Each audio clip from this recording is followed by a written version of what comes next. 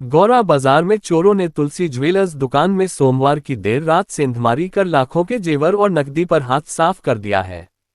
मंगलवार की सुबह जब दुकानदार जगलाल शाह दुकान खोलने पहुंचे तो पीछे की दीवार टूटी मिली, अंदर सामान बिखरा था और अलमारी का ताला टूटा हुआ था। दुकानदार के मुताबिक करीब 3 किलो चांदी के जेवर, 30 ग्राम सोना और 25,000 रुपये नकद चोरी हुए हैं। घटना के बाद स्थानीय लोगों ने पुलिस की रात्रि गश्ती पर सवाल उठाए जा रहे हैं। चोरी की सूचना मिलने पर पुलिस मौके पर पहुंची और जांच शुरू कर दी गई है।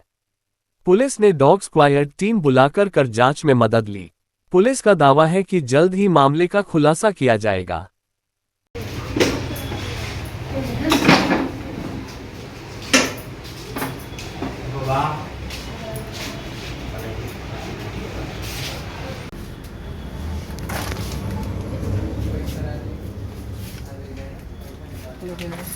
एक ही लॉक पहले खाड़ल बा, खाड़ के ओकरा बाद चूड़ल बा, सब लॉक मारल बा।